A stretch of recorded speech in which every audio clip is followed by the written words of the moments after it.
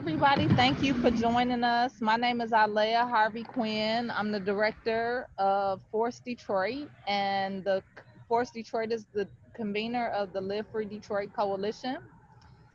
We work on issues of safety, criminal justice reform, and police accountability towards ultimately creating a freer and safer Detroit. We're out here with a 10-day GOTV push trying to connect with the people in the community to talk about prosecutor education and generally the issues that we're facing in this upcoming election, August 4th.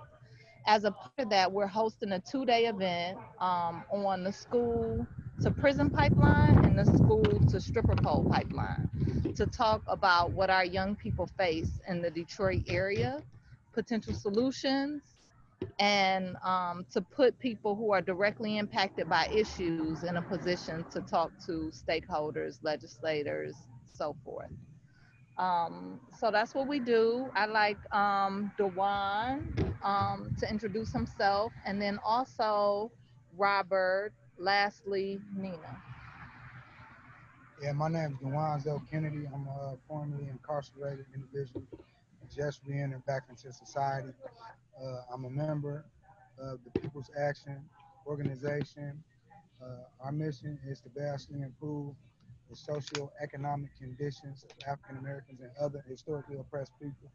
I'm also a member of the Live Free Detroit Coalition, partnered with multiple organizations throughout the city, just putting forth the effort to impact the same way we've been directly impacted. We want to directly impact the system in our communities. Thanks for having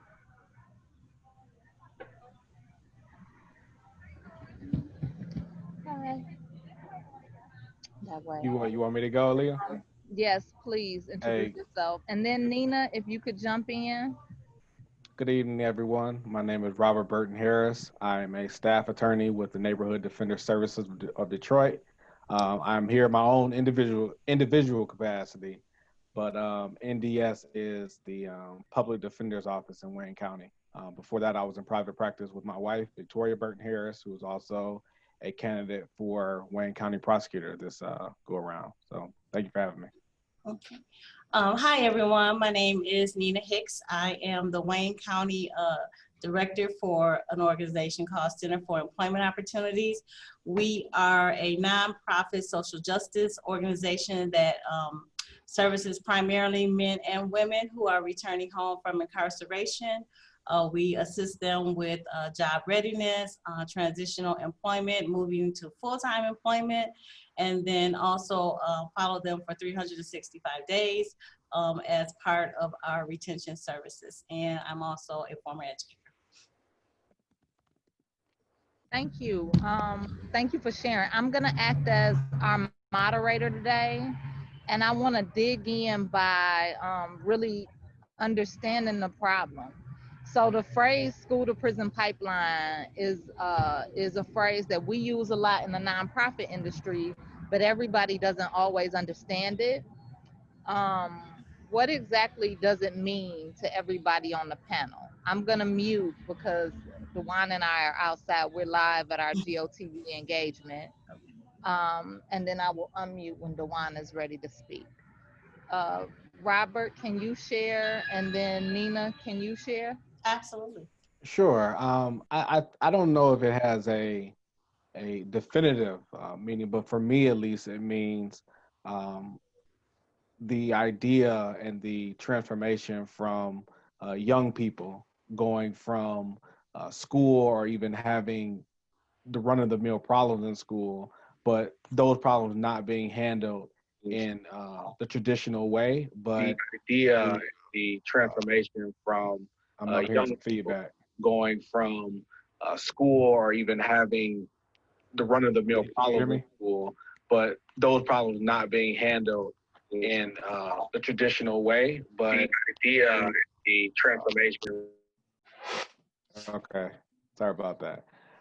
So Was that through your computer no, it or wasn't through through us? mine. It was you just muted the Force Detroit Okay. whoever's on, and that fixed the problem. So those problems that arise that in youth that are kind of traditional problems, those problems being handled by the criminal justice system as opposed to more therapeutic or more appropriate means that a lot of us had took advantage of, and we didn't necessarily, if we got in trouble, for instance, at school, we didn't get the police called on us. And I think, especially me thinking about my high school years, which weren't that long ago, back in 2005, I could even see back then the progression and the more common use of law enforcement to address issues that arise in high school and just problems that come up just being a young kid. So for me, it's the process that we use law enforcement and the criminal justice system to address run-of-the-mill, typical, and even atypical problems involving youth. And I certainly like, to add to what Robert said, we do see a disproportionate amount of students of color. And then also, I've noticed just in education also that even those who identify as LGBTQ, if they have some disabilities or have our English language learners, they are funneled into the criminal justice center system a little bit more frequently, just for minor infractions and disciplinary matters that typically their white peers who exhibit the same behaviors, they don't experience that. And so, for me, I just found that it diminishes their educational opportunities.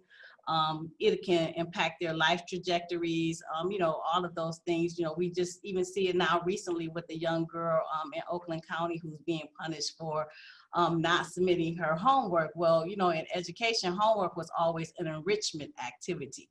It was something to support what happened in the classroom. And so we never punished students for not, doing homework, particularly, putting them in an incarcerated type of, forum for not doing homework. And so I'm sure there were some of her white peers didn't finish their homework, but now she has a criminal record, so to speak, and is being incarcerated for a behavior that otherwise, could have, as Robert mentioned, we could have done some additional counseling or put some support services in place for her.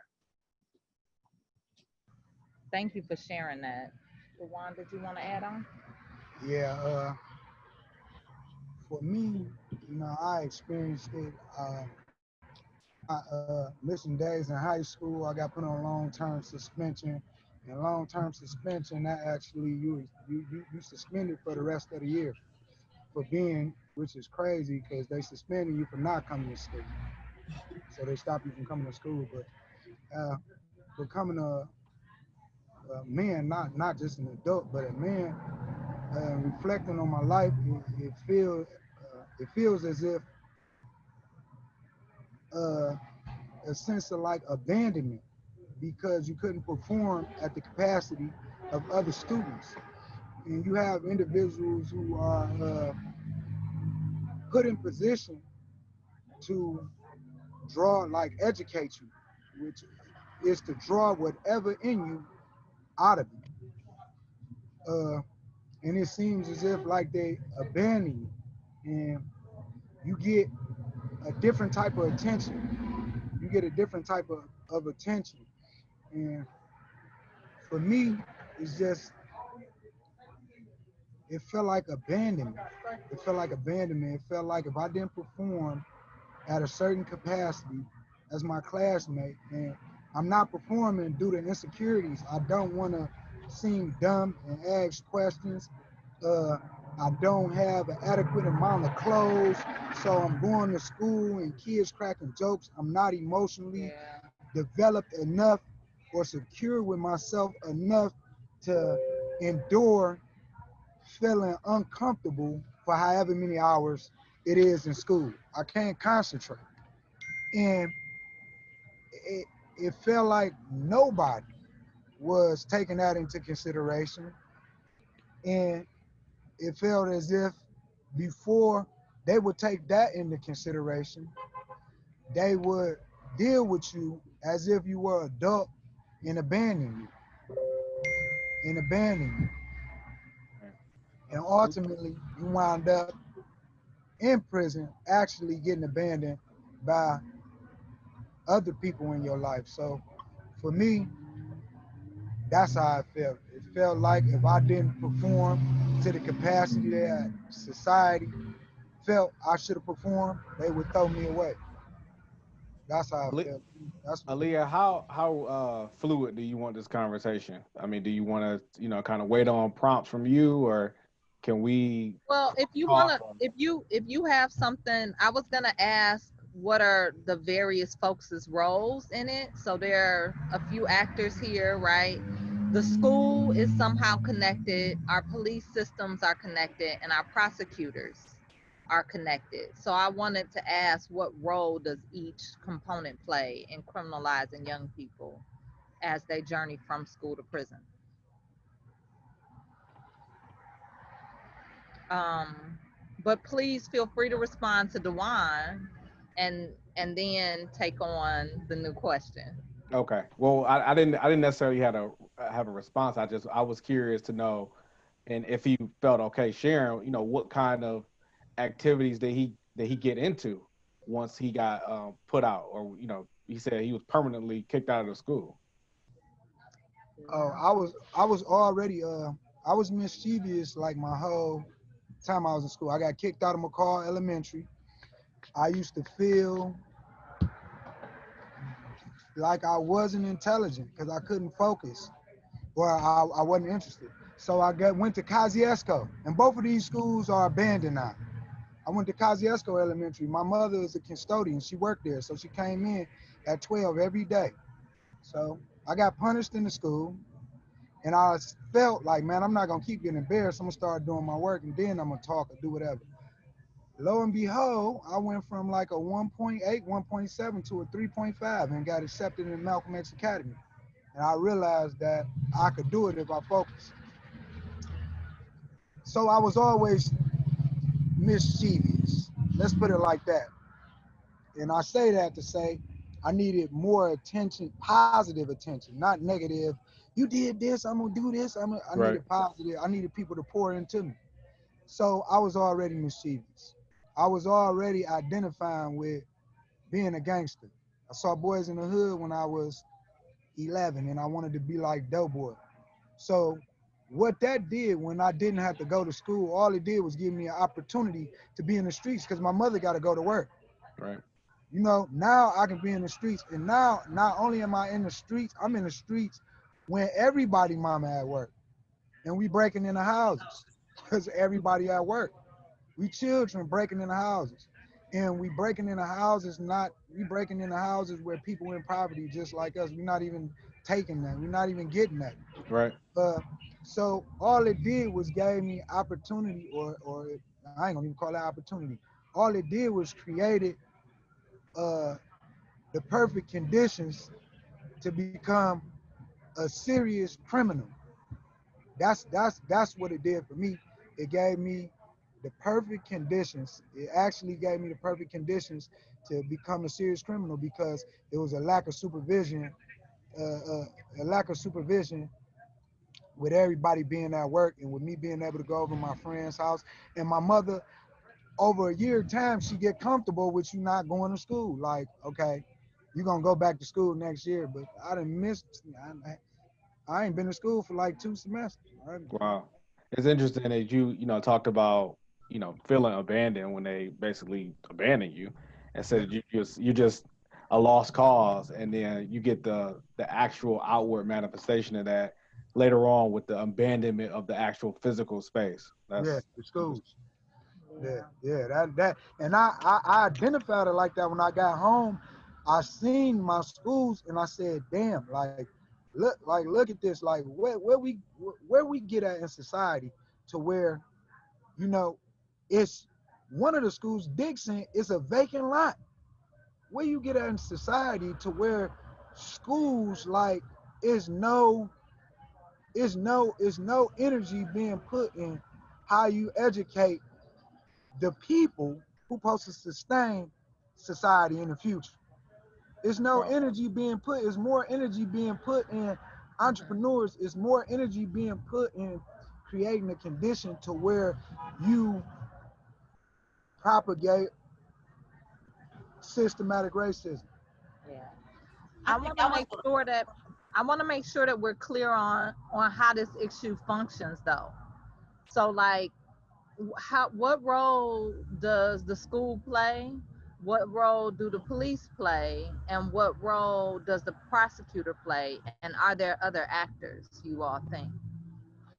I think from a school perspective, and all of the perspectives of the actors that you just mentioned, that we have to start to think about some of the implicit bias that plays a role in all of this across the spectrum, because people have deep-seated attitudes and stereotypes that drive our actions, drive our understanding of when we're working with, children of color.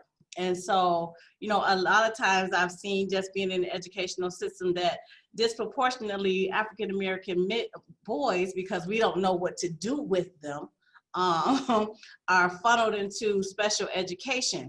And so once that label's put on them, then there's he misbehaves. Well, no, sometimes we need to figure out how to redirect that energy that he has as a young man or a young boy into some kind of educational funnel, not just put him out of school because we don't really know what to do with him. So I think across all of those actors that you just mentioned, Alia, is that you have to start to think about what biases are already set in individuals' heads, in their hearts and all of that. And so probably you look like a young man that's probably in his 30s or somewhere around in there. So who was educating him then? You know what I mean? So what was the ratio of, Caucasian teachers to the number of African-American children that were in that classroom? Now the dynamic is flipping a little bit because people are, Caucasian people are not in the public school system and as rooted as they used to be. I mean, they're still there, and I'm not saying they don't care, but I'm saying there comes an implicit bias of how we see and how we deal with children of color in the public school system. Yeah. I don't know how radical you want me to get, Alia. I know I can get radical too. Yeah, I consider Please myself be yourself. and my colleagues, I'm a radical lawyer, so I'll try to be tame, at least for the first hour.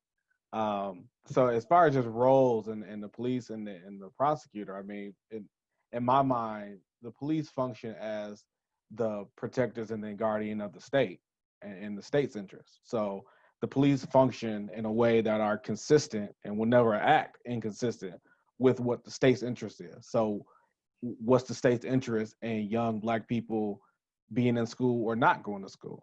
So that's where you get, the using or the use of law enforcement to enforce things like truancy, or to, go after parents when the child is missing on count day, because count day is when and how the state makes their money.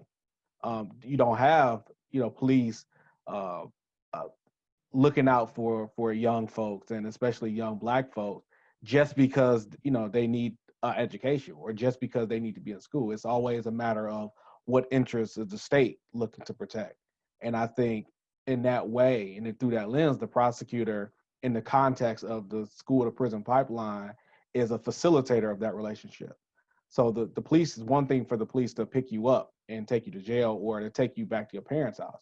It's another thing entirely for the police to be able to ask the prosecutor to charge you as a youthful offender or your parent, because your actions and your conduct is not consistent with the state and what the state wants out of you. So, you can, if it is a situation where it is too expensive or too resource heavy to make sure a young person is going to school, then we'll just use the criminal justice system to get what we need out of them. So for me, and the way I look at it is just, the question depends on what the state's interest in that young person going to school is, and not in any type of like long-term consideration, because long-term wise, it will be much cheaper over the long term to actually invest and make the kind of investments that we're talking about in youth, as opposed to just criminalizing them. But in the short term, it's just easier. Like Ms. Hicks said, that we just, we get lazy and we say, oh, we just don't know what to do with this kid, so we give up and we, abandon them, and we just, put them in the system and let somebody else deal with them, even if that somebody else is, law enforcement.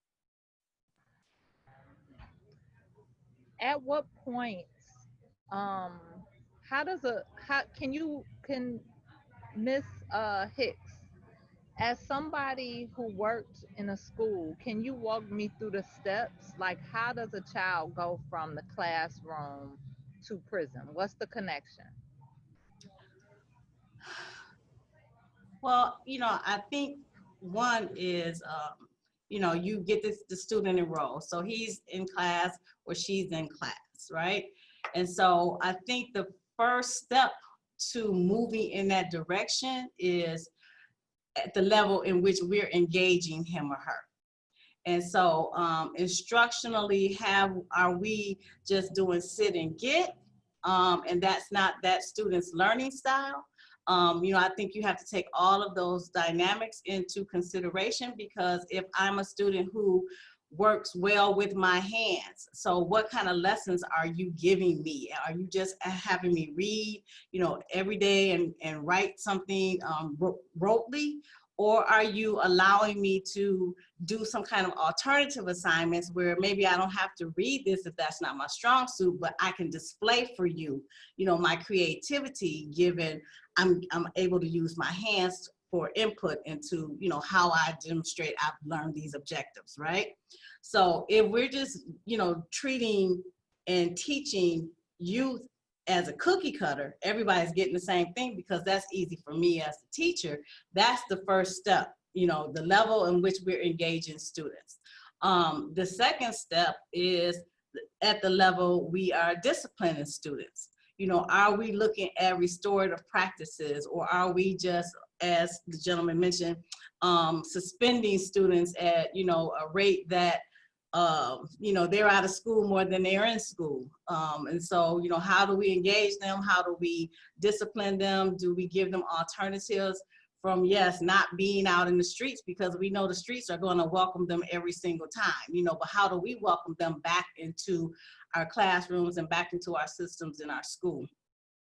I think supportive opportunities for parents to be engaged in things. So when we leave them out of how we are, educating and teaching our students and engaging our students around discipline and all those other issues, do we even have that sit down conversation with parents that, hey, this student is acting out a little bit. What are you seeing at home? How do we have some open communication lines? When we cut the communication lines, the only thing I'm calling mom about is, I need you to pick him up, because right now he's getting on the teacher's nerves, he's getting on my nerves, and it's easier for me to send him out of here.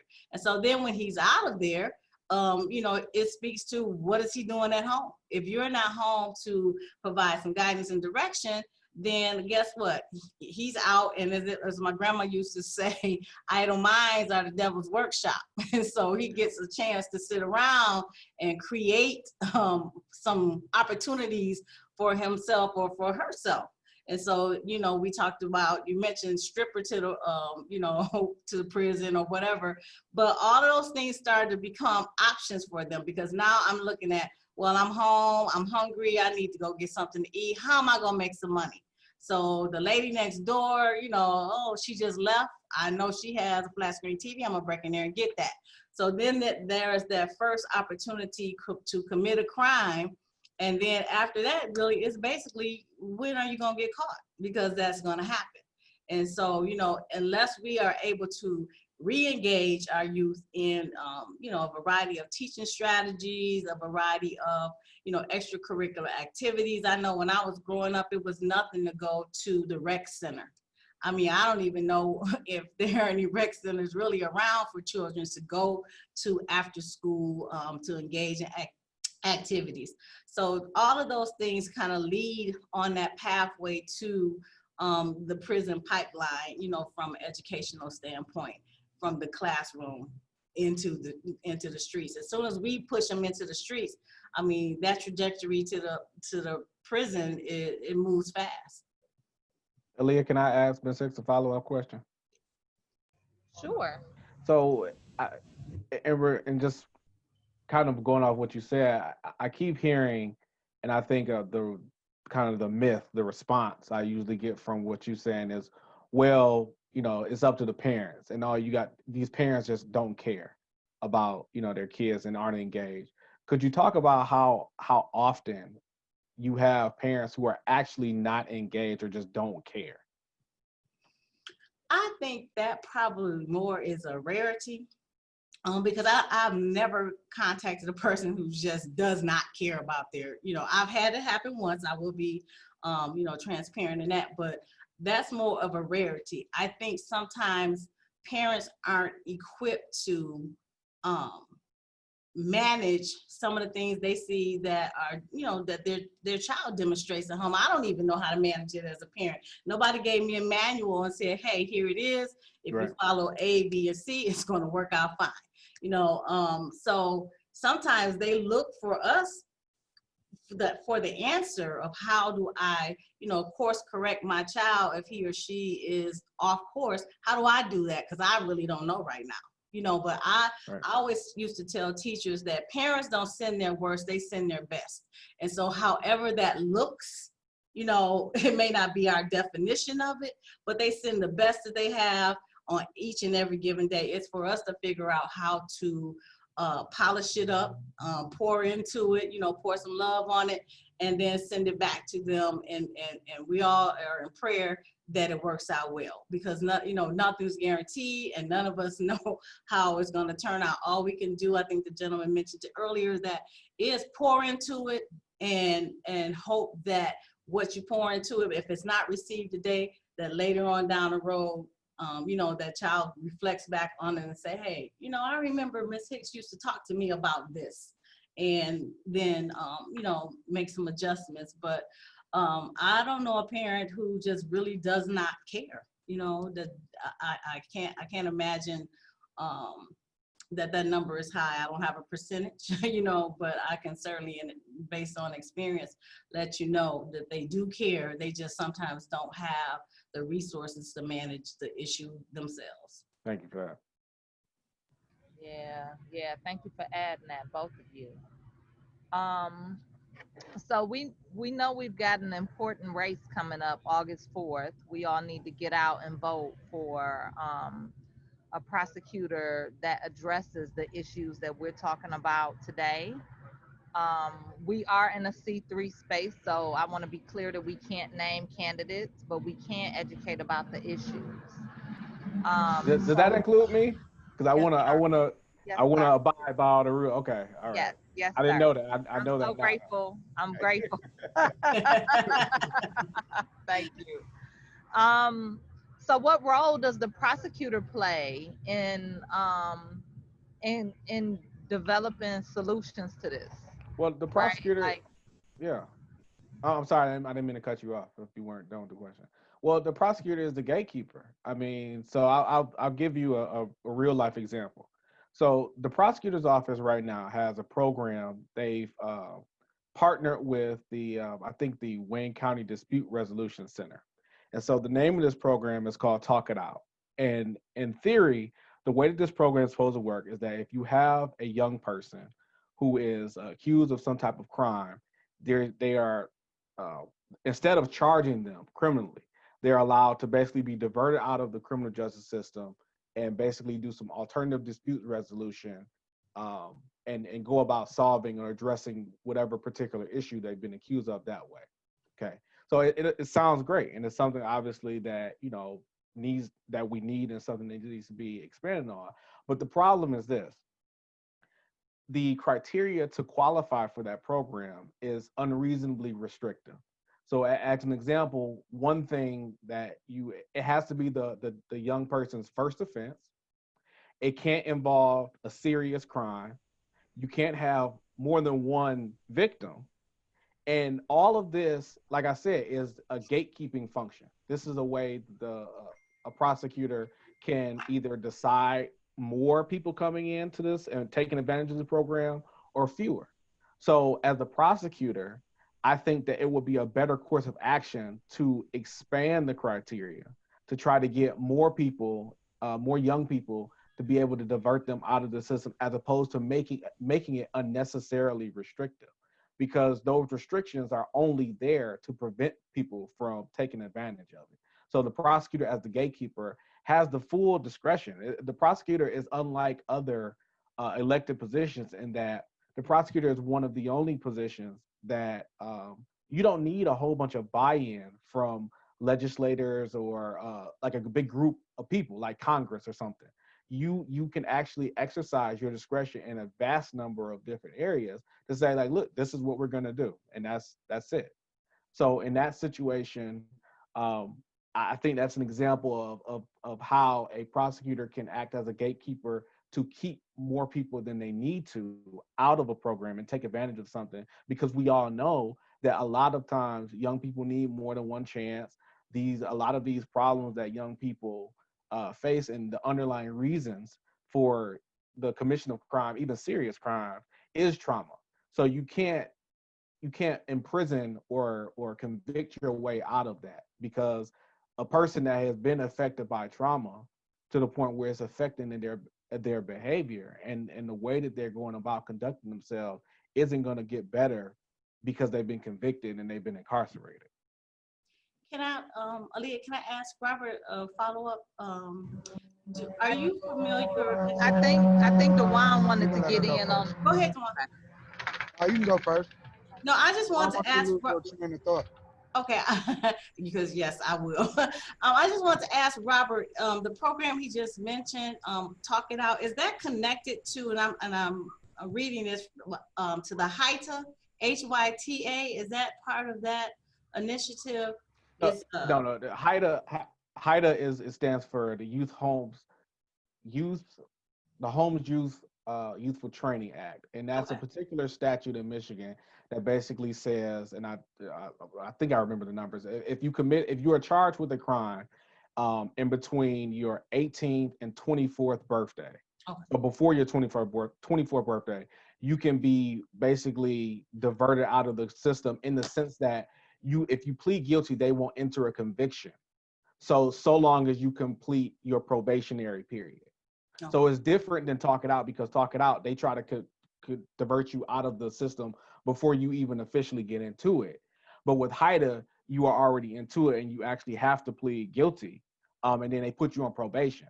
So if you are under a HYTA probation for a felony, if you don't complete your probation, or if you violate somehow, the judge can take your HYTA away from you, and you'll just have that felony on your record because you've already pled guilty to it. And also, a thing people don't know is that you can actually be sentenced up to a year in prison, even under HYTA. So HYTA is different than Talk It Out, in the sense that they're both similar because they're both diversion programs, but one is just a statute and another is a program completely detached from a particular statute. Okay, thank you for that clarity. Yeah, the one that you want to add? Yeah, I was gonna say they got to do the same thing in prison. They when you talk about gatekeepers, so certain programs aren't offered to violent offenders. Now, if I'm a violent offender, why wouldn't this program, or why these incentives not being offered for me to have some type of positive reinforcement? Like, exactly, yeah. why? Because you really don't, like, if this is my opinion, you really don't want to rehabilitate anyone. That's not your goal. Your goal is not to rehabilitate anyone, because if that was the goal, you will pour more into those who need more. You see, so I've experienced it. I've been in cognitive behavioral therapy. I've been in drug treatment programs, and I see these programs, they bias as well. They don't want to accept, or they negate what you've been through, the traumatic experiences that you've been through. Uh, they tell you that you had a choice, and then at the same time say that your environment didn't impact you, but tell you you impact your environment. Right. I impact my environment, and how do I cause? How am I supposed to have empathy? And there's no empathy for me. How could you say that? How could you look at a young lady and say a John is wrong for soliciting sex from her, but look at a young man and say that a person that's addicted to drugs not wrong for soliciting drugs from him? You see what I'm saying? So I've just experienced. I see exactly what you're saying, and it's at such a level to where once you reflect on your life, you see like this been happening to you the whole time. It just been in different it been in different processes of your life. Some are more extreme than others. Yeah. Yeah. Thank you for sharing that. I wanted to ask, we talked a lot about the problem and clarified exactly what it is. What are some solutions? So we talked about some potential solutions at the prosecutorial level. What are some solutions at the school level? And what are some solutions that police could offer? So if you wanna go, Miss Hicks, or you want me to go? Oh, go ahead now. I can follow you. Well, I don't know. That's a big question. I mean, if I had the solution, I mean, maybe I'll be rich, or maybe some more people would be taking my advice. But as far as police, I think some very simple things that the police can do is, one, stop over criminalizing black folks. That's just number one.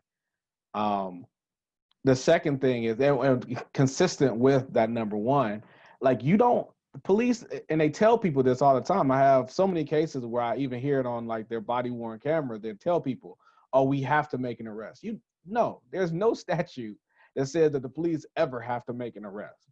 The statute gives them the authority and the provisions and the scope when they can make an arrest, but they don't have to make an arrest. So if there's a situation where you can give a person a ticket as opposed to taking them to jail, do it. I mean, there's just no reason why jail has to be the go-to as far as policing. And it's there's this new thing that I've heard um, certain people and officials in DPD say this proactive. They call it proactive policing, and it sounds good. You want it implies that the police are somehow preventing crime before it happens, but that's not what's happening at all. What you see this proactive policing in the context of them trying to go get guns, and I say go get guns, I mean quote unquote go get guns off of the street. And so just the other day was on the news that carrying and concealed weapon arrests have risen, some astronomical number over the last couple of weeks. And in practice, and what I'm seeing when I'm getting my cases is that I'm just seeing police pulling over or just walking up on mostly black Detroiters and just searching them. There's no type of probable cause for anything. Just pull them over, get in the car, and just searching it. And sometimes they find a gun, sometimes they don't. But when they find a gun, they trumpet that as, oh, this is proactive policing and we are somehow preventing crime before it happens, as if they knew for a fact that somebody with a gun was going to use that to commit some type of crime. I mean, they will charge you with carrying a concealed weapon, even in instances where like somebody have a concealed pistol license, and I'm speaking from experience. I'm not making this up. Where the person's license expired the week prior, and they just didn't know. That person still was arrested and charged with a felony. And that happens a lot more often than you think. And all of this is under the guises of proactive policing. So I would say, police, stop being so proactive, if that's what that means. If proactive policing means that you gotta keep arresting a bunch of black people, even when they've not even committed any type of violent crime, with the understanding or the implication that they're going to commit crime. Don't be so proactive. You don't see that type of proactivity in other jurisdictions. You don't see those type of gun cases, those type of drug cases in other counties, even when we know that other folks carry guns and use drugs just as much and at the same rate as we do. So I think as far as in the policing context, that's a way to address it in the short term and the long term.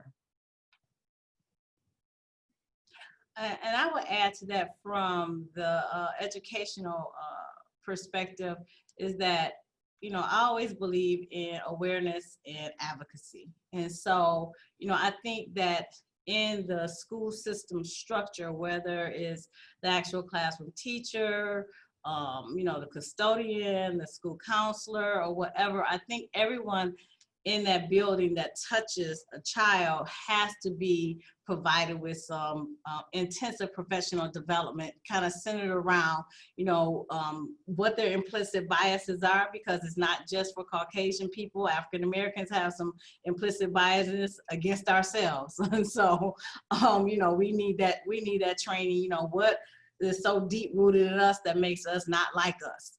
And so, you know, doing some training centered around that, having some access to some better and modeled type of discipline practices. Like, you know, Robert mentioned, you know, I would not encourage or just remove, or I really discourage the school-based arrest from police. You know, we used to just have public safety. Now we have actual police inside of schools. And yes, you know, there is some level of violence sometimes in urban education, but, you know, the presence of the police in a school, I mean, it's just absolutely unheard of, you know, in the past. And so now you have actual police housed in schools. You know, what does our referral process look like? You know, are we calling the truant officers, you know, so frequently on things that are out of children's control? You know, they can't control if mom can't get me to school sometimes because mom has a competing priority. So, you know, we need some work around awareness, you know, talking about classroom management, some advocacy about, you know, discouraging some of those discipline practices and protocols that we know drive children out of, you know, out of our schools. And so, you know, let's figure out how educators can attempt to do some corrective actions before in school, before we put them out of school. And so those are my 2 points. Let's do awareness, let's do advocacy all the time. Yeah, thank you for sharing. DeWine, did you want to add to that? Yeah, so I'm big on psychology, because I know the condition that we've been put in came from centuries of like psychological war, you know. And how y'all how we being educated? We not being educated. We being educated to be consumers. They not, or educated to answer multiple choice questions. Are we being educated at life? You know, are we being educated to deal with emotional triggering? You see what I'm saying? Like it's so messed up that some of us are adults, and you could crack a joke and an individual will take it to an extreme because they haven't been emotionally developed. Right. They still respond as a child will respond because they're not emotionally developed. So what are you educating me to? Or what is the education? Is the education for me to know about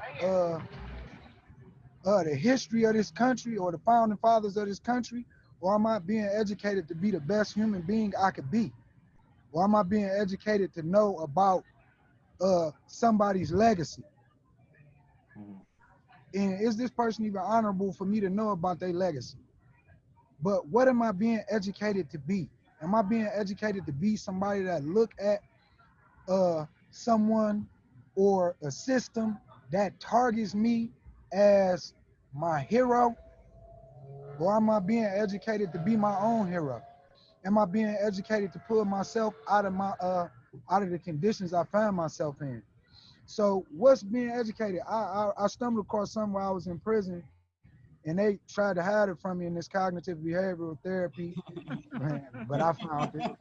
So they would say certain things to me, you know, and if you are a psychologist or a psychiatrist, you come up, you have dissertations, you study certain stuff. So I came across, I'm not a psychologist, I don't have a degree, but I came across Maslow's hierarchy. Yeah, there you go. So one of the and I like it because it had a pyramid on it. So I Yeah. had symbols. So I see the pyramid and the sociological, physiological needs. You know, some of us hungry. Some of us lack proper nutrition.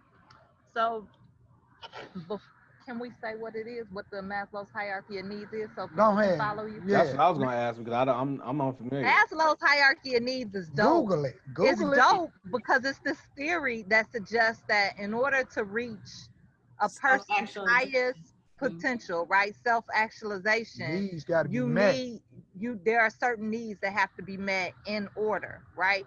First, I gotta feel like I'm safe. No, no, Before no, I no. got First, you gotta feed. First, you gotta be able to eat, Your have basic needs. food, shelter.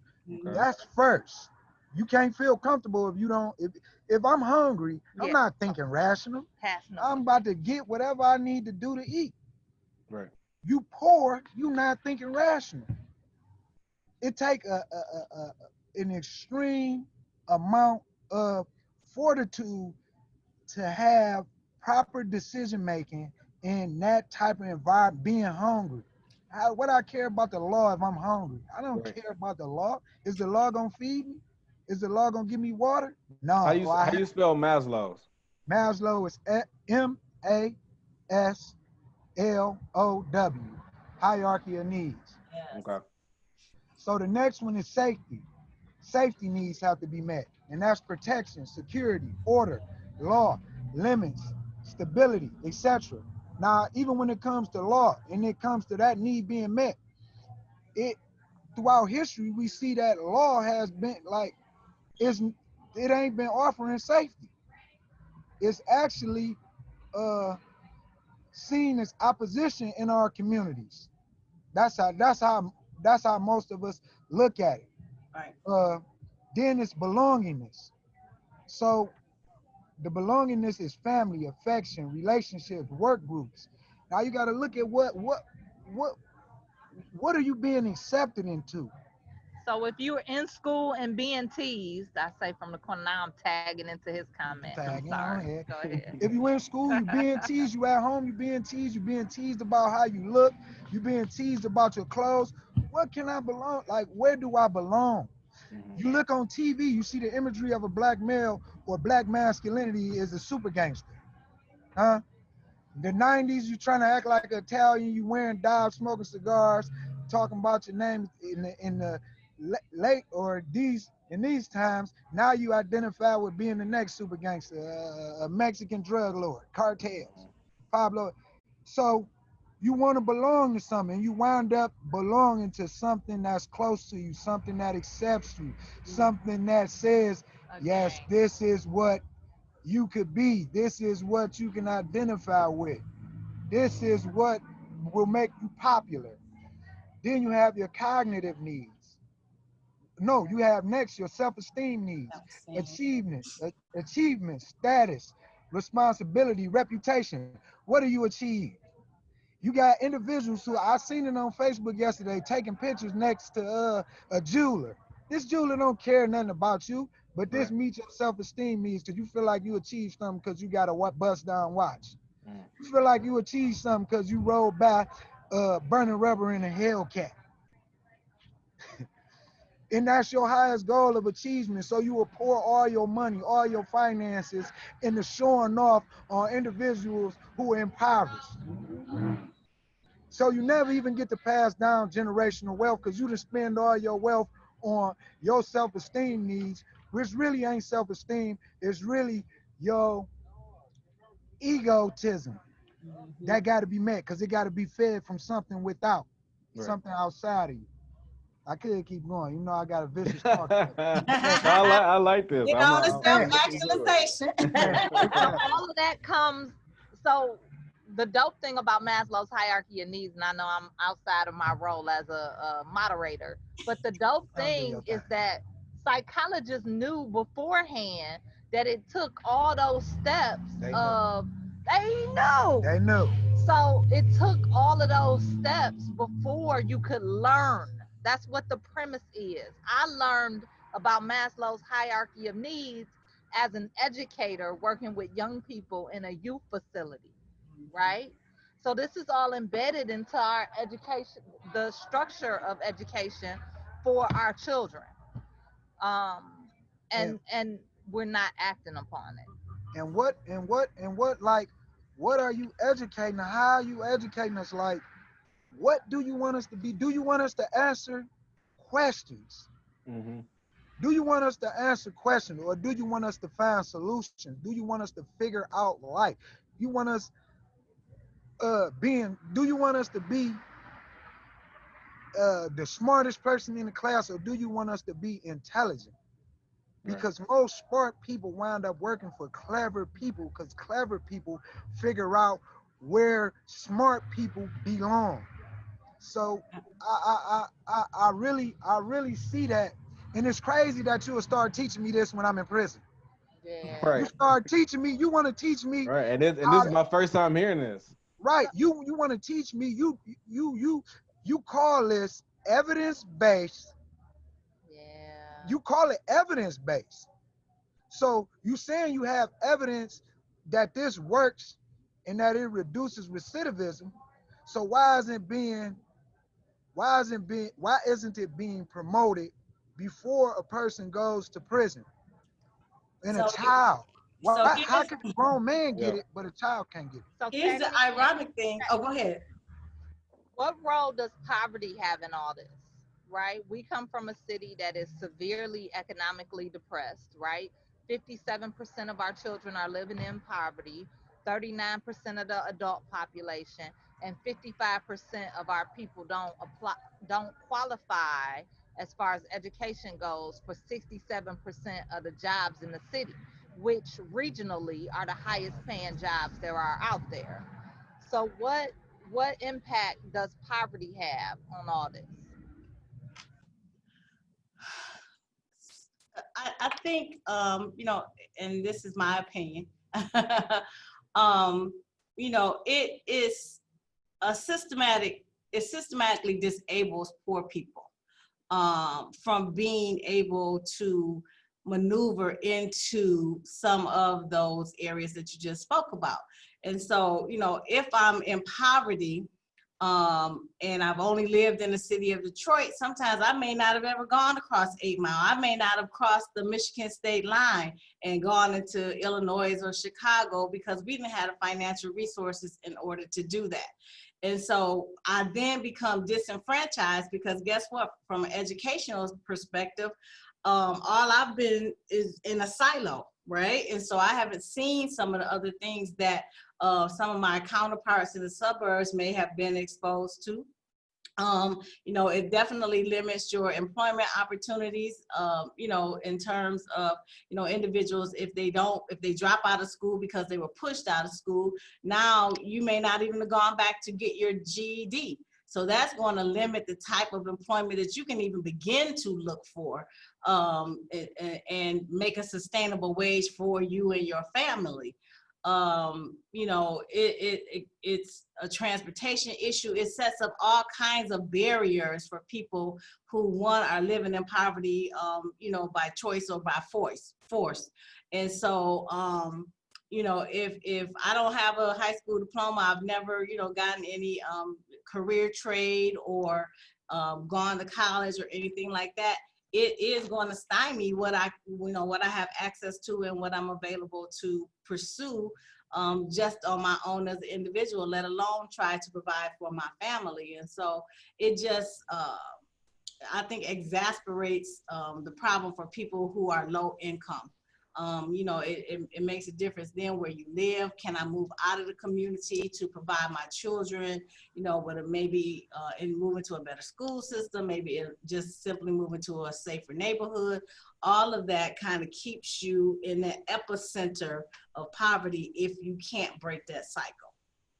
Yeah, I agree with that, and I think yeah, I agree with all of that, and it's funny because well, it's funny in a laugh to keep from crying kind of way, but it's funny. I hear more often than not when I'm working a case, or a lot of times I'm allocuting for a client who's either pled guilty or who has been found guilty. So I'm basically explaining to the judge why they shouldn't receive some harsh sentence, or why they shouldn't receive any type of prison sentence or jail sentence at all. And the response I've been hearing way more often than I thought I ever would has been from the prosecutors, has been, well, not all poor people commit this crime, or not all poor people do with what your client did, which to me is just, it's a non-answer, because it's like, well, of course, I mean, that kind of goes without saying, the majority of any demographic is not committing crimes. I mean, you may have a disproportionate amount of a specific people criminalized, but even then, the majority of those people aren't committing crimes. But I don't know if our current system really knows how to deal or what to do with people being in poverty, and the problems that arise from that, and that are exasperated by poverty. I think you're starting to see more of it now, as far as at least in the court context, because you got a lot of these white folks who have been having very, very serious drug problems, and um, poverty problems are becoming more of their problems.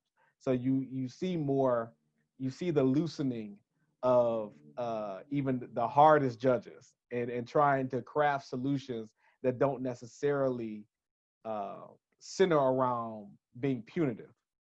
And so, that's something that's interesting. But I think, Ms. Hicks was right in the sense that poverty certainly doesn't help anything, and most of the time it just exasperates the problems that we already have. Uh, uh, I, I think poverty is affecting us because it's being pushed on us to be impoverished. You see, like no conscious community is gonna stay impoverished because it's gonna be group economics. You gonna know I gotta spend, I gotta do this, I gotta do that. You see, you're not gonna stay impoverished. We're being we're being we're actually being uh, oppressed and forced into being impoverished.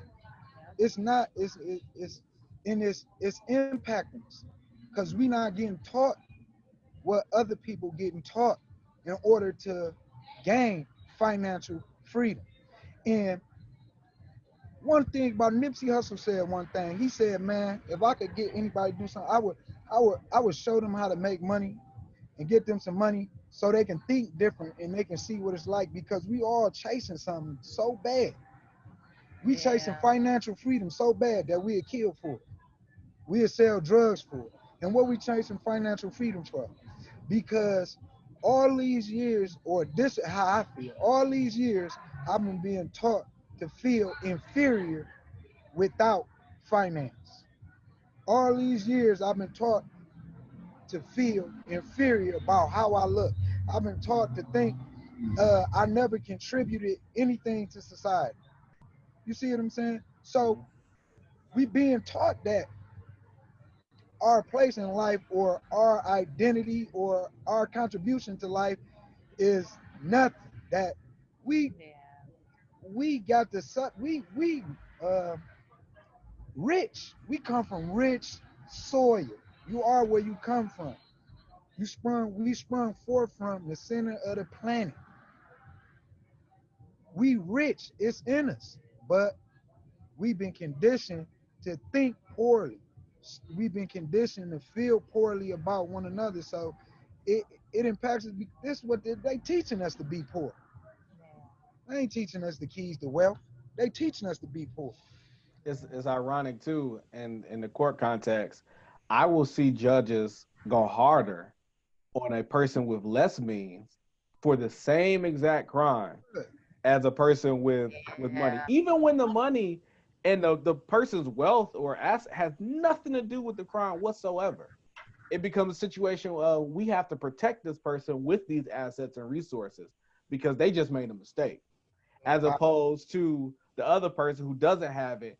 Like you said, they're not contributing to society, so we need to go another way with them. Yeah, there. Just to insert for a half a second, in Detroit we have a unique problem because so much of our city leadership is black that we don't question oftentimes what role race plays in decision making. Often, also, we don't question what role class plays or perception of hierarchy plays in making certain decisions, right? So, if we've got an all black city council that's approving spending for Project Greenlight, for instance, and while Project Greenlight doesn't directly use in its real-time center facial recognition technology, they're also approving that contract, right? Hmm. So we've got people in our family that we don't want to see go to prison, right? That we love. We've got cousins down the street. We don't want these people to go to prison. And yet we're approving these contracts ourselves, black and brown people, despite the fact that we know that they misidentify black and brown faces disproportionately. So the question is, who are we trying to protect? Right. I could spend the next 3 hours talking about That one. that. I mean, if you in doing any type of work, politically, campaign wise, anything like that, you are exposed to some people who you just really don't understand how they think, and you ask them to explain it and they can't explain it themselves. And I mean, I think another part of it is that the system, it depends on black faces to justify and give credence to what it's doing to us. So if it's one thing if you got a white person or a person that's not of color saying, oh, we need this to protect the good people and punish the bad. It's one thing if a white person saying, it's easy to say, oh, this person is just saying is rooted in their biases and their racism, but it complicates it when it's a black person doing it. But I mean, the system has always needed black people to give it some type of credence and legitimize it in a lot of different ways. I mean, that's the only way that it can function. That's why you have different political leaders, I would say, on the executive branch of the federal government, where they'll tout out a black person to say, oh, this is going to be the new policy when it affects black people negatively. That we all know what that means, but then it's harder to explain to somebody who doesn't have that kind of knowledge or isn't inclined to look at it through that, because it's intellectually lazy and it's easy to just say, oh, well, it can't be racist, a black person is trying to do it, without any type of question of what does that black person gain, who are the people behind that black person who actually benefit from this type of thing. So don't get me started about the contradictions of black leadership. I mean, how long has the Detroit Police Department been at least half 50% black? You don't see a decrease in the amount of violence that's used in the city. You don't see any of that stuff. So I think especially like in the 70s and 80s, when the push was to get more black faces in these positions of power, in these political positions, the assumption was, oh, if we have more black people, then we'll have better outcomes. And we see that these black people, or at least some of them, will actually adopt the values of the system itself, and they perpetuate it. And that's why they're there for 20 years, because they keep things, the status quo, operating at the level that it's operating. And usually we're the ones who share the brunt of that.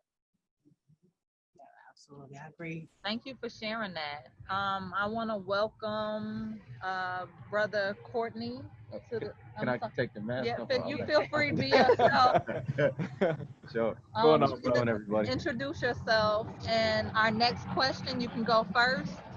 Our next question is: we're dreaming of solutions at this point in the conversation to the school to prison pipeline. Okay.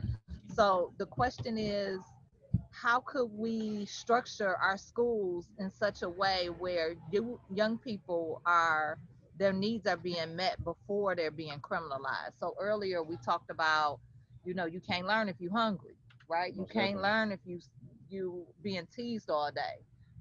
There are certain situations in which you can't learn. So how do we, if we were able to dream big, how do we create a new school system that would allow for kids to learn and not just go straight to prison?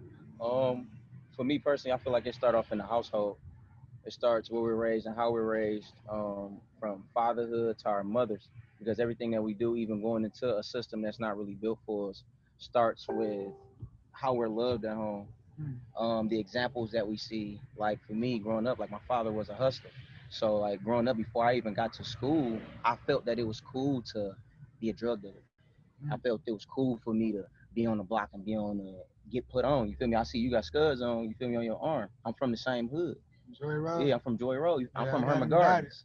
Oh yeah, You know what I'm man saying? and all that. Yeah, exactly. So you know what I'm saying? Growing up in that type of environment, I believe it starts off in our household first, and the examples that's set before us. Because what you do in school is only an example of what you taught at home. For sure. At the end of the day, so I feel it starts at home first before anything. We all from over there. That's crazy. You from over there too? Oh yeah, for sure. Yeah, I went yeah, to Cody, everything. Rudderman, everything. I went to Cass, but I lived on Pearson, Okay. right outside of the me and my little sister over there. Dope. Yeah. That's dope. I think when you look at the school from the school perspective, that our role is a supportive role. Yeah, first to educate, but also to support. So I think that some of those critical services that are needed, as we talk about Maslow's hierarchy of needs, some of those basic kind of services have to be prioritized in the school system. And so, many times we talked about kids. As an educator, what would that look like concretely? So that would look like, and I know Detroit Public Schools started doing a little bit of that. Have a DHS office space in your school. So, if when mom's dropping off the student, if they have issues with their, FIA or, food stamps or whatever we're calling it now, that office is there.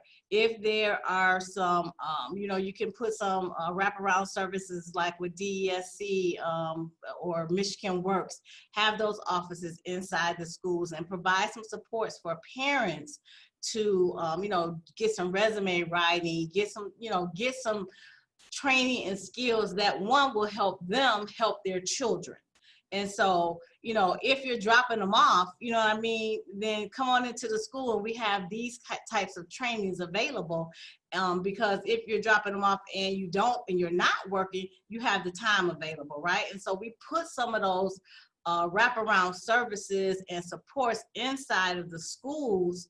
And so that it makes it easier for parents to kind of engage in those things, and also for their young people to see them in the school, getting training themselves. And so I'm in my class and mama's in class as well, because she got a class today. So I think, we fight against and make those systems simpler. That's really one of the things. Make those simple systems a lot simpler. It's too complicated to get, your case through if you need food. You know what I mean? That system, you jump through too many hoops. Our kids, they're filling out the free lunch application, but I can't feed you until you get the free lunch application in. We're going to deny children food for real, that's the basic need. So they can't even eat because mama didn't fill out the lunch application. So I think a lot of the support systems that people need that are barriers to them being successful, since the school is, again, like the epicenter where everybody convenes and converges, we need to provide those services right there, one-stop shopping in the school. And That is wasn't there great to a story? I don't know if it was in Michigan or not, but it wasn't there a story about some I think it was a sister who worked in the lunchroom and she got charged criminally because she was giving free food, the same Yes. It's, same it is basically for the federal same offense. That's crazy, the man. same the Yep. same thing that we were talking about earlier. Just what's the state's interest and when do they get involved with that? So the state wasn't involved in expediting this, these kids getting the food, but they were involved in, punishing the person who chose to, use their resource without them getting the compensation they feel like they needed. Then I mean, they'll throw food away before they, they will. they feed children, and I'm like, they're like, well, they're not on the free lunch list. I'm like, really, who cares if you're gonna throw it away? You know what I mean? It's not accounted for anyway, so give it to children. And so those are the kind of, I get right back to it. Those type of implicit biases about how you feel about feeding children. What is your mindset centered around that? So everybody across the board has to be trained on what do we do for children, because sometimes these things are not in their control. I beg my mother to bring the lunch application, but in the meanwhile, I'm hungry, my stomach is growling, I'm tired and I'm sleepy and I'm sluggish because I can't think. Right. So can I just get a pack of cereal and I can move Right. on? Yeah. Man, you got the money. You just gave everybody $600. Where the money going? Right. You giving all this money to police. Right. You funding them. You funding this. You funding that. But you won't fund the. You put all this money into crushing us, but you don't put no money into building us up. Yeah. You got all this money to put cameras on gas stations. You got all this money to have tanks riding around here. And where's the preventative money? Yeah. That's what we're gonna ask that question to Robert after we introduce Jewel Jones. Thank you, State Representative Jewel Jones, for joining us.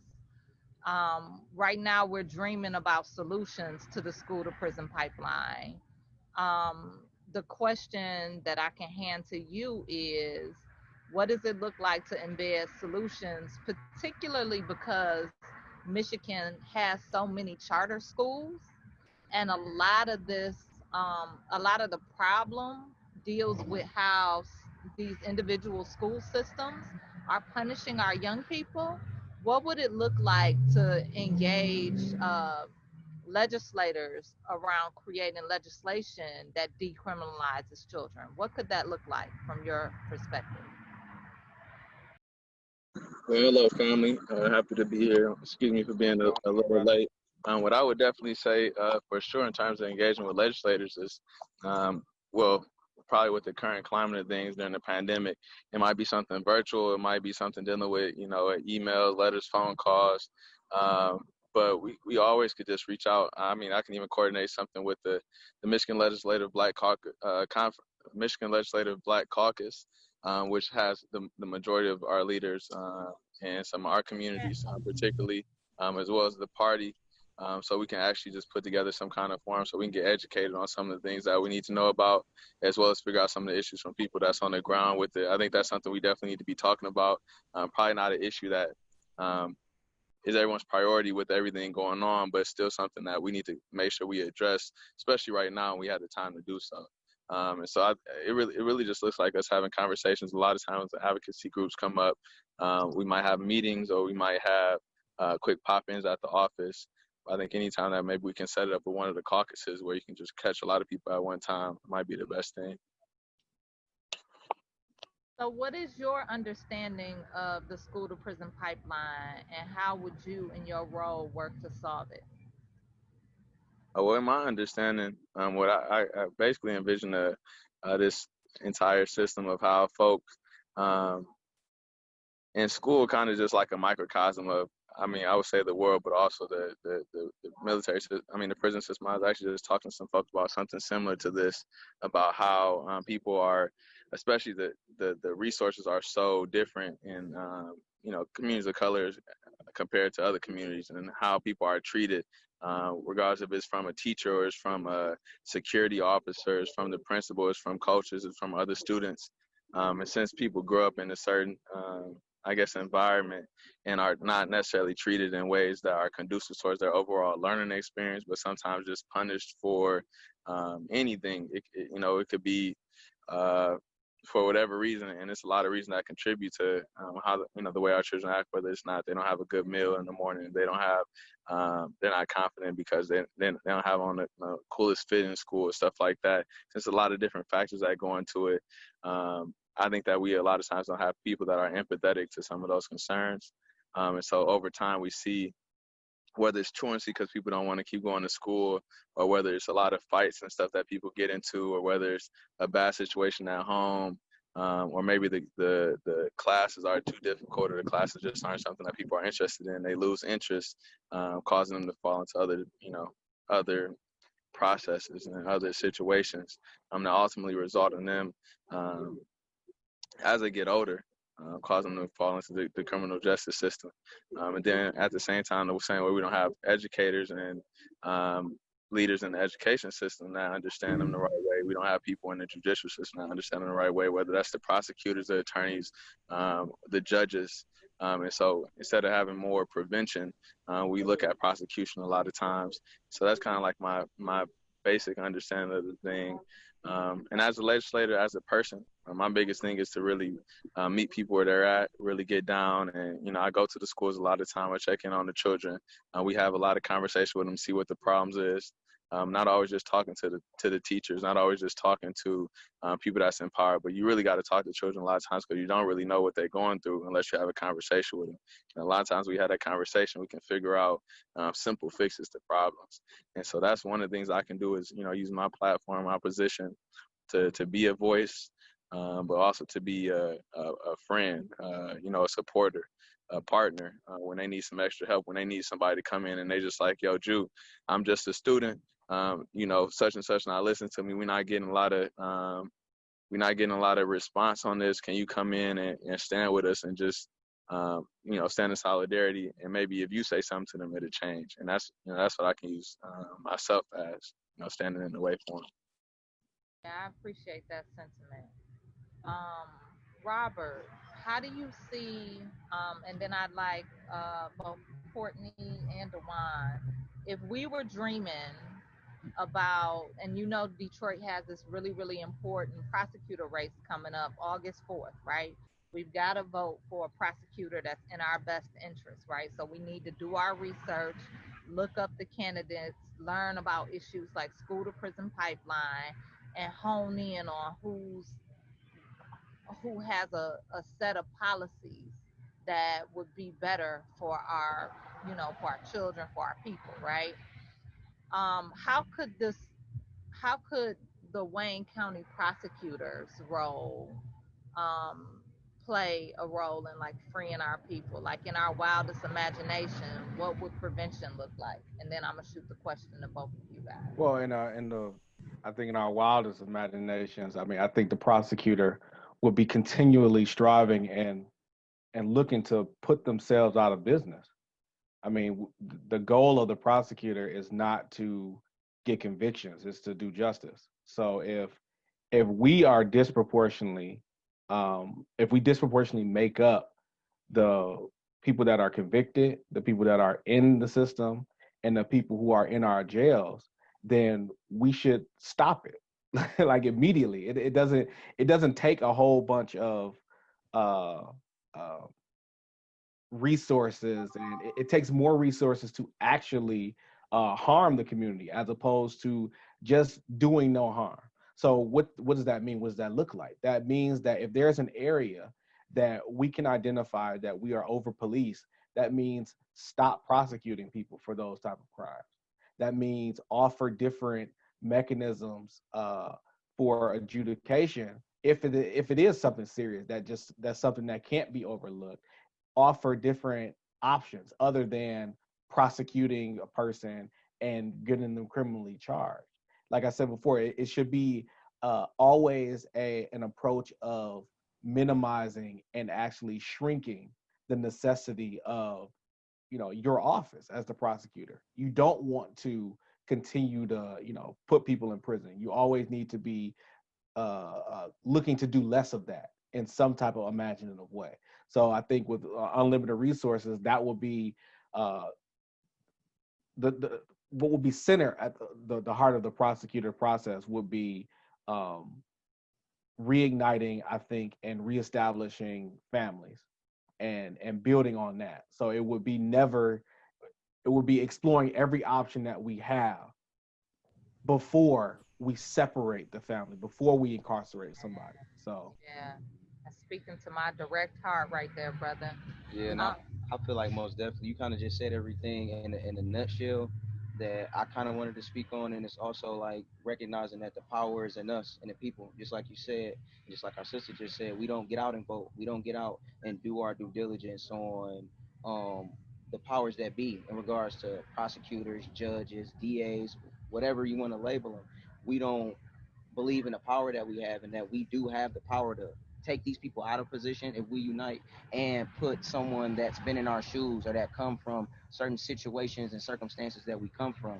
right, Because at the end of the day, if this DA or this prosecutor has been in the same shoes that we've been in and walked the same neighborhoods that we've been in, you have a different perspective when it comes to taking a son away from her mother or separating the absolutely, family. And I feel like it's imperative that we start that conversation as well and change the narrative and not just lock these young kids up that are in conditions that they didn't ask to be in, whether it's family, it's street, it's school. And I also like what Nina said in regards to the schooling system and putting our parents in school with the kids as well, because that creates an environment of love. Even if they don't get it at home, you begin to build a bond, a different type of relationship and bond with your mother, having her in that environment with you, opposed to her only coming in when you're acting out, right. because you're looking for love or you're looking for what you know as a kid, which is love. All you know is pure. You're pure. So at the end of the day, I feel like as prosecutors, that is the narrative that needs to change. And like I really respect what you said in regards to not giving someone life just because you have the power to do it.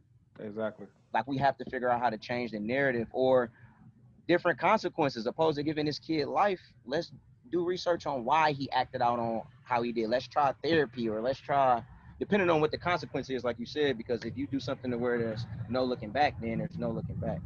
But I for sure feel like the power is in us, and we choose the people that's in power, and we have to step up to the plate more and dig in their chest Right. in so many words. You know what I'm saying? If I don't like something that's going on in my neighborhood, I'm really involved in my neighborhood and my community. I'm involved in my section. So I'm pressing the line.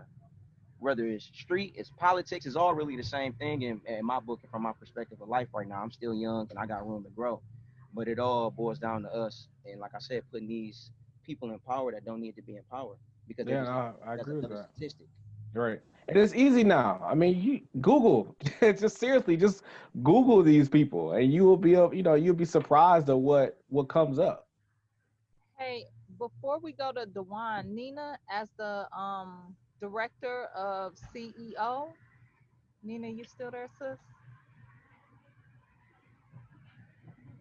Okay, maybe not. But I would love to hear her take on this question as well. So, like, if you were dreaming, right, in a dream world, you know yourself, you knew your potential, right?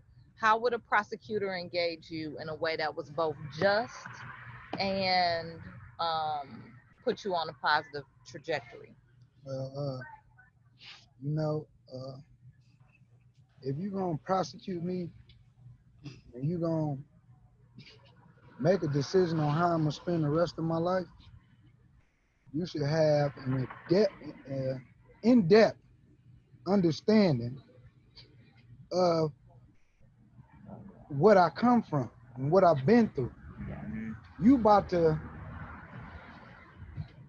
you about to make a decision how I'm about to spend. If you're gonna give me 10 years, once you know about 10 years prior of my life before it came to this point, huh? Right. I seen my father stabbed when I was 6. Father came to my neighborhood, got shot when I was 12. I used to be a boy that didn't want to punch people, didn't want to hit people, and people was hitting the shit out of me. And I figured out, like, damn, you gotta hit them first. You know, society and what I'm coming out, what I'm seeing, what I'm engaging, and what I'm going to school learning. The second social environment I'm being exposed to is dysfunctional, and you know that because you done went to them schools too. You know that. So I would want the prosecutor to treat me like I'm your son. You understand? Mm-hmm. To want something, to want me to be better, not to say, okay, you did this. How do I punish you? And even in going in prison, you have officers say, you already been convicted. That was your punishment. We don't want to punish you no more. I had officers say that, and not that they didn't want to punish me, but I would want a prosecutor not to punish me. I would want a prosecutor to cultivate me, to correct me. You call it like if you calling these correctional institutions, Right. correct. And what would that look like? What would it look like? So hold on, y'all. I got another question. And then we're gonna pivot to the questions that we have. We have some real substantive questions in the chat.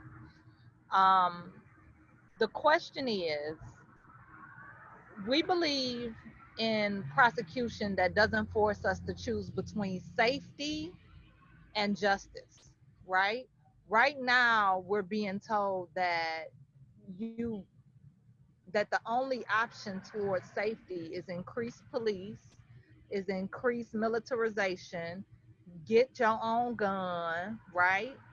Um, and then we're taught that on the other hand, justice is letting people go, right? Justice is not over prosecuting. So I guess if we believe that we don't have to choose between justice and safety, what's the middle line, right? Like what would have been just? And that's for any of the bad kids on the call that want to step up and talk about them being a bad kid and what they think would have worked well for them. I'm interested in. I got one. Go ahead. Well, Ron was a bad no, kid. listen. If anybody that know me, my brothers, my sister, my mother, individual I was locked up with, so for 10 years straight in state prison, I I just lived like shit. Like I'm in prison, but I'm doing the same stuff. I'm smoking weed, I'm talking trash, I'm getting into confrontations or whatever. So I go to federal prison. You know, I became a man in my 30s. It took individuals, it took men that it was guys that had a lot of time. But these individuals in coming into prison, they wasn't the average individual. They just chose they chose a certain way of life to try to excel at life. But this one of them is Carlos Powell. He taught me. He was my cellie. He taught me about my history. You see what I'm saying? He, I respected him. You see what I'm saying? Because I felt familiar with him. Not that I reached the levels he reached, but I respected him. I don't respect people who out here treat me like I'm less than. I don't respect a teacher yelling at me, dogging me. I don't respect you. Even though I might be obedient while you looking, I don't respect you. So it took somebody that I knew or I thought I could relate to, first of all. I could relate to, they've been through what I've been through. And it took somebody that been through the same struggle as me to help me.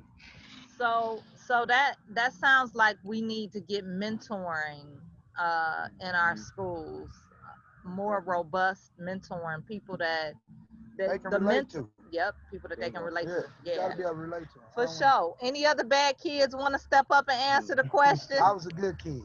He wasn't no good kid. I done heard the stories. Um, You got No, I mean like just to piggyback off Big Bro, like we from the same neighborhood in the same section. So I feel like growing up, if we would have had that mentor, that big brother that been through what we've been through, but also gave us the game. Like a lot of the things that we learn from the street. We learn from whoever we influenced by, whoever our big homies are, and they giving us what they were given, opposed to telling us what to do. Like I had certain big homies, and I'm thankful for them because I'm still connected to them to this day.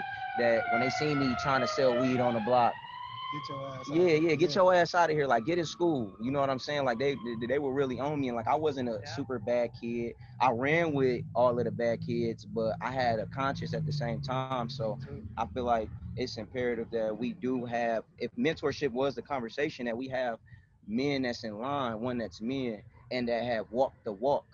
Because I'm not going to listen to somebody like, bro, you've never been in a shootout. You never been in wars. You don't know what it's like to be 13 or 14 on your block and have to carry a pistol because you beefing with the other side a few blocks over. So I feel like to be put in those shoes or to even speak on the mentorship, we have to have big brothers that been in those shoes. Because as a little jit, you gonna listen to somebody that you done seen hustle, somebody that you done seen get into shootouts and not glorifying it. But you gonna listen to them. It'd be different if from your mama telling you, you don't need to be this, and that. It's like, okay, ma, I got you. You gonna respect her because that's your mama and you love her.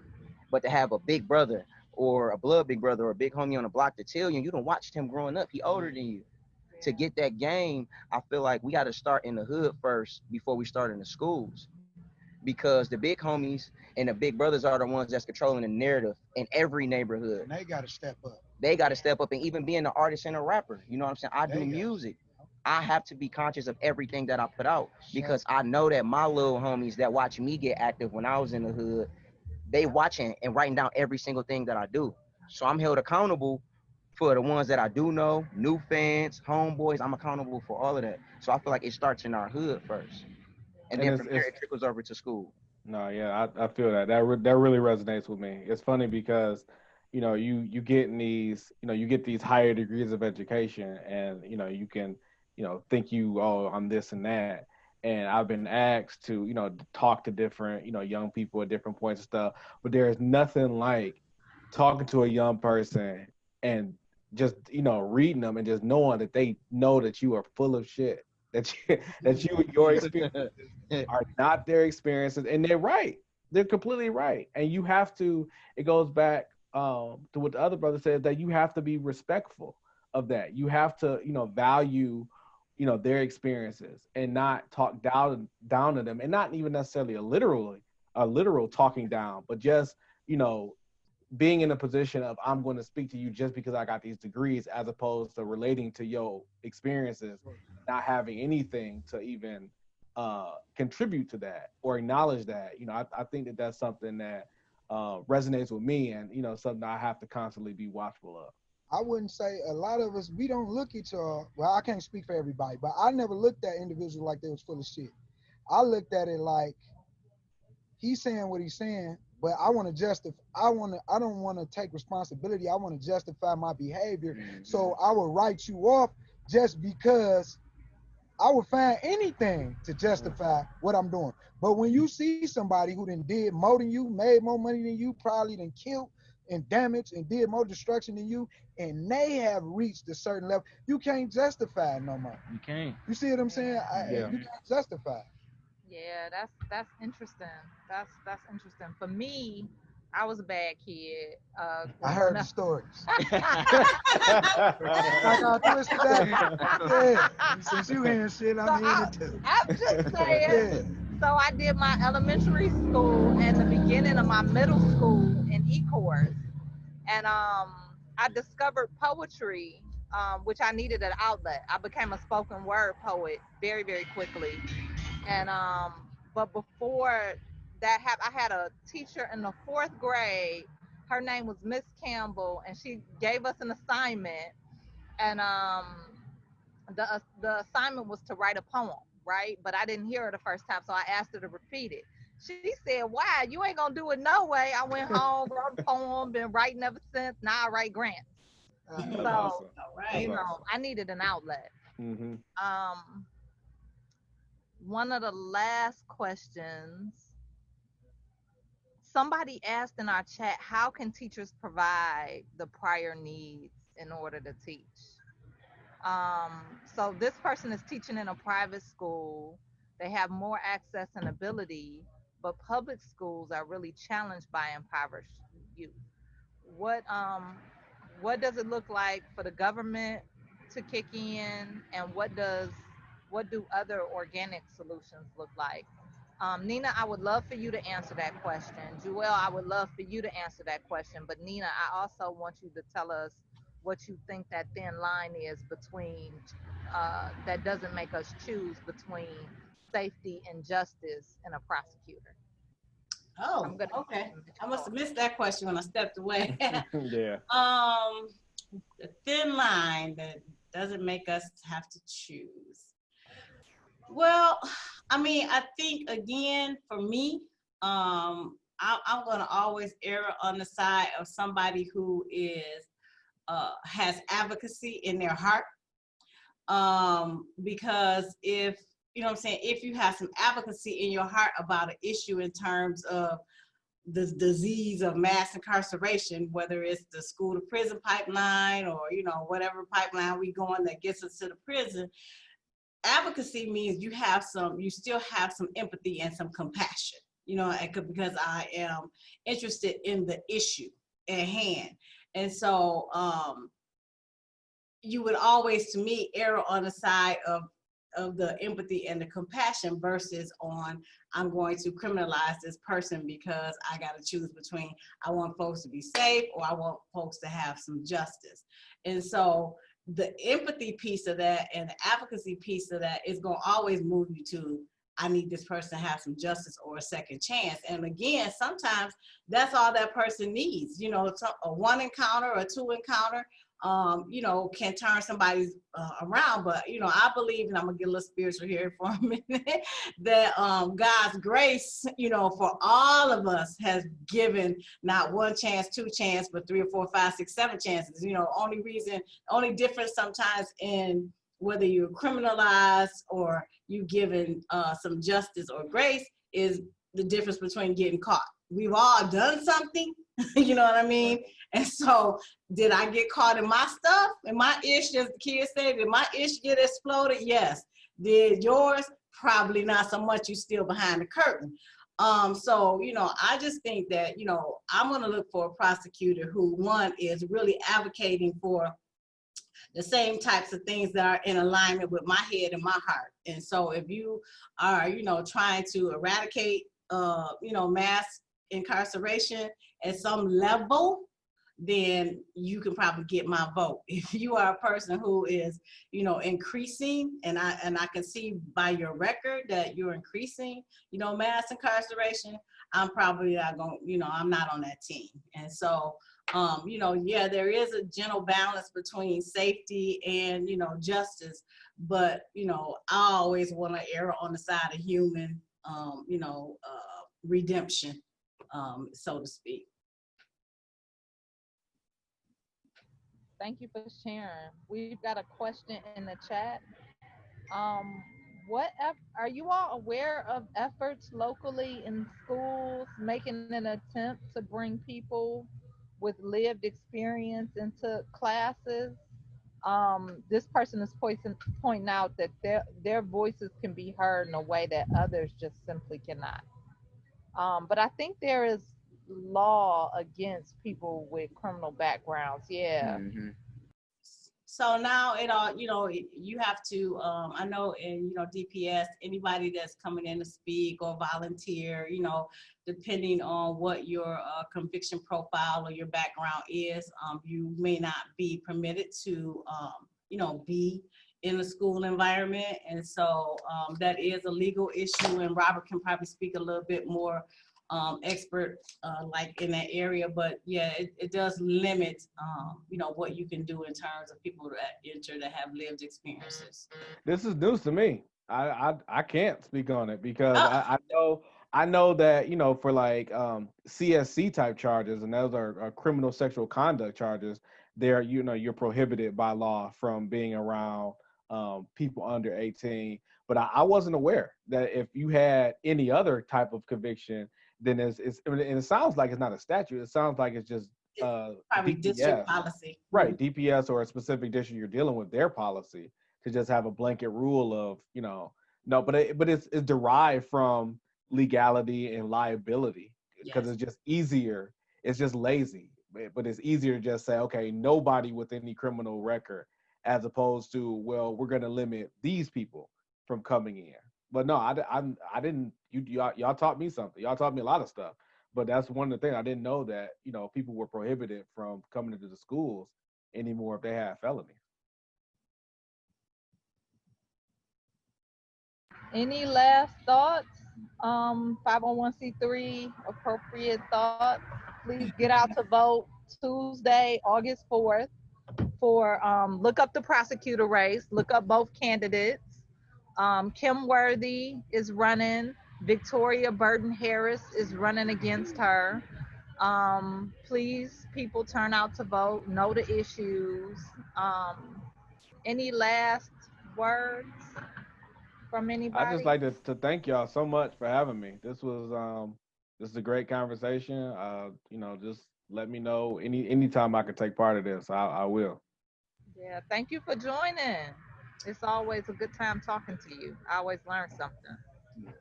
And I can appreciate, I was invited as a stand-in for a friend of mine. And so I appreciate the space and amplifying the issue, of school to prison pipeline, because it's one that we definitely need to do some work around.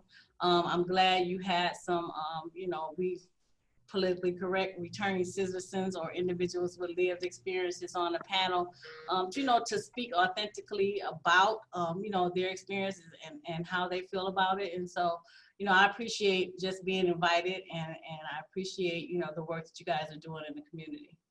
Yeah, thank you. I'm looking forward to building relationships with you. I think we just talked the other day for the first time, or somebody from your office. Yes. Mm-hmm. I just want to say Jubel? thank you too. Yeah, thank you too. I know it's a little late getting on, but I think this is a very important conversation. I think it's been something. I mean, when I was in high school, I remember talking about this. So I'm sure it's an issue that's been going on for years. So I'm looking forward to, not only continuing the conversation, but also doing some work. And so y'all, whatever you need from myself, my colleagues on the state level, or anybody elected, or any organizations that we can support to help out, y'all got my full support. Yeah, we do need to have those conversations, because if we are going to try to solve the school to prison pipeline, we will have to pivot to state legislature because of the charter system creating so many individual districts. So I appreciate that. Just know that we're going to take you up on that offer one day. I'm waiting on you. I'm waiting on you, sis. And lastly, I just want to just throw in another thing I just thought about. Like I like when you ask us to reimagine some of the ideas and the solutions, because we don't have to have the system that we have.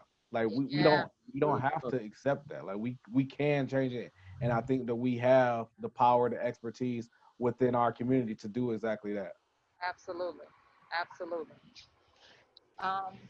Really for myself, apologies for being late, but I feel like this is a conversation that shouldn't just be had now. I feel like even if it's a monthly or weekly, I feel like this is something that should be talked about in general, because the kids are the next generation. And I feel like all of us individually make up the completion of that path. We're all walking towards the same thing, whether it's me doing music, bro Jewels being a state legislative, um, whatever position you're in, we're all one collective mind. So I feel like those that are like-minded and on the same frequency, if these people won't do it, we have to take position of our neighborhoods, of our cities, protect our kids and our little brothers and sisters more than anything. And right now, I feel like music is the biggest universal language for our generation. So it's also getting not just someone that speaks consciously like myself in my music, but getting the Thought Babies, the Ice Word Vezos, and getting their opinion and getting them more involved and holding them accountable. Because at the end of the day, that's all this is. At the end of the day, is accountability on everybody. Like I said, if we gonna do this, it's about pressing the line, not in a disrespectful way, but making everybody hold up to what they talking about or what they doing or the image that you setting for my little brothers and my little cousins. Because before I got to the space I'm in, they wasn't listening to my music or none of that because they didn't know me. They didn't know the other side of who Courtney is. And they living through their imagination through these artists that they subscribe to, that they are influenced by. So I feel like that's the end all hear all for me personally. Like anytime these type of conversations are being had, I want to be involved in every way we can because I'm still young, but I have little cousins. I got kids that listen to my music. So I feel like with all of our paths, we really have to hold ourselves accountable. And that is where character is built, not what you do in the media's eyes, but when you by yourself. What are the things that you stand on as a man or a woman? Your morals and your integrity more than anything. So I feel like that's something that we all should take from this is keeping this conversation going and turning it into action and not just doing a panel weekly. But if we said mentorship is what we gonna do, then for the ones that's real and really about it and can lead more than anything and take on the weight of being the leader, then we need to get in these schools when these schools open back up. We need to speak to these kids. We need to create after school programs. So we need to be a teacher's aide once a week, just going in and sitting in with the kids, eating with them, and really begin to build that conversation so we're knocking out the school to pipe. I mean, the school to prison pipeline. I believe it starts there, not even just being an artist, but whatever walk you in, you sent here to do something. Are you doing it or are you just talking?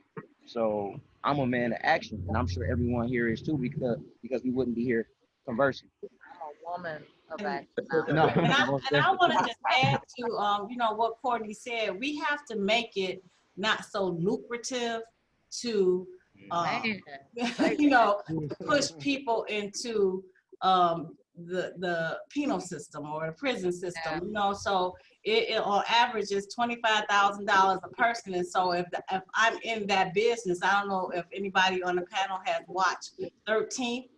The Amendment. yes. Yeah, make you a second-class citizen. Yeah, you become a second-class citizen. That's the only legal servitude position that's still around legally. And then two, that's an investment. And so when we start talking about wealth and wealth building, some people have built their wealth on the products of the penal system.